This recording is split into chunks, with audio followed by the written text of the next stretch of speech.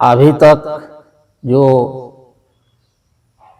अष्टांग योग का व्याख्यान हो रहा था और यम नियम आसन प्राणायाम प्रत्याहार धारणा ध्यान समाधि अष्टांग योग का व्याख्यान हो चुका है और उसमें जो योग का लक्ष्य है समाधि सिद्धि को प्राप्त करना और जिसके द्वारा जो आत्मज्ञान को प्राप्त करना और आत्मज्ञान को प्राप्त करके अपना सच्चा स्वरूप को प्राप्त करके जो सच्चा सुख सच्ची शांति और सच्ची मुक्ति को प्राप्त करना योग का लक्ष्य है।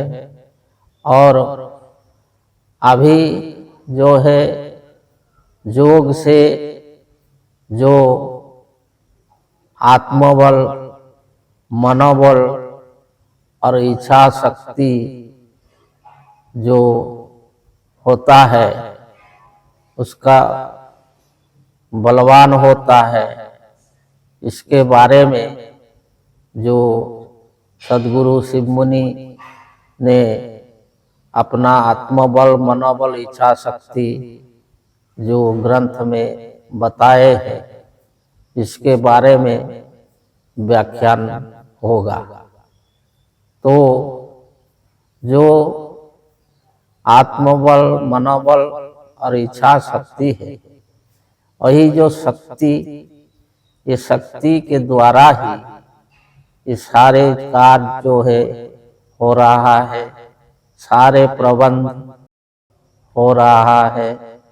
तो ये संसार में ये सृष्टि में वास्तव में दो ही तत्व है, एक है चेतन और दूसरा है जड़। जो जड़ तत्व है और जो चेतन का ही आवश्यकता अनुसार सृष्टि हुई है। तो जड़ तत्व का कोई अपना शक्ति नहीं होती, जड़ जो है कोई अपना इच्छा नहीं होती। जो चेतन जैसा चाहता है जैसा इच्छा करता है तो इसी अनुसार वो जड़ को चलाता है। जैसे कि हमारे शरीर, ये शरीर भी जो है इसके अंदर जो पहले हमने बताया था कि दो शक्ति है, एक ज्ञात शक्ति है एक अज्ञात शक्ति है। जो मन या जीव जो इंद्रियों को लेकर के ये बाहर काम कर रहा है, जो इंद्रियां को चलाता है, जो वही है ज्ञात शक्ति। लेकिन मन के इच्छा से जो भीतर का काम नहीं होता है, जो दिल का धड़कन, श्वास प्रश्वास और खाना का पचना रक्त का संचालन इत्यादि जो भीतर काम हो रहा है शरीर के भीतर, वो मन का जो मन की इच्छा से नहीं होती है। मन इच्छा करे या ना करे, वो काम हो रहा है। तो वो जो काम हो रहा है उसको कौन कराता है? इसको जो है प्राण शक्ति कराती है। जो प्राण शक्ति इसको कराती है तो इसको जो है अज्ञात शक्ति बोला जाता है।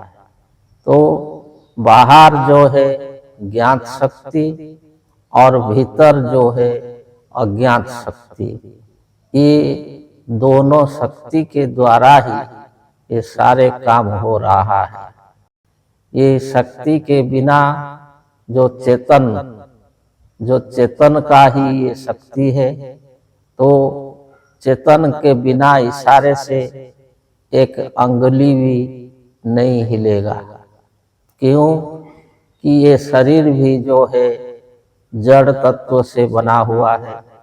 जब शरीर से चेतन निकल जाता है, जो अज्ञात शक्ति और ज्ञात शक्ति निकल जाता है, तो ये शरीर भी जड़ होकर के पड़ जाता है।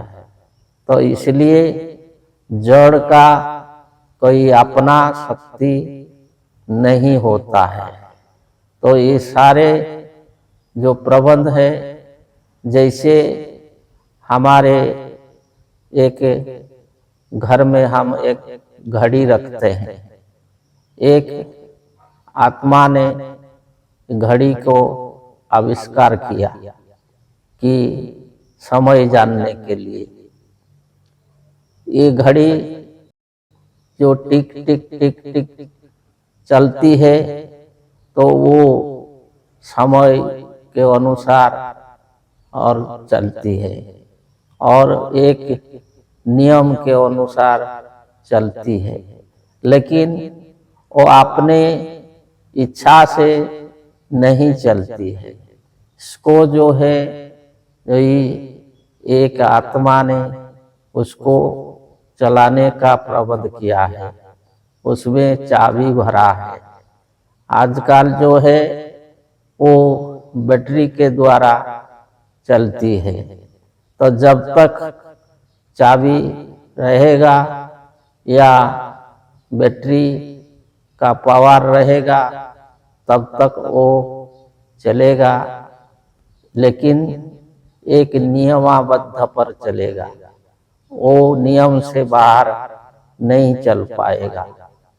तो ऐसे जो संसार में जो चेतन है, जो आत्मा है, वो सबका नियंता है और सबसे बड़ा है।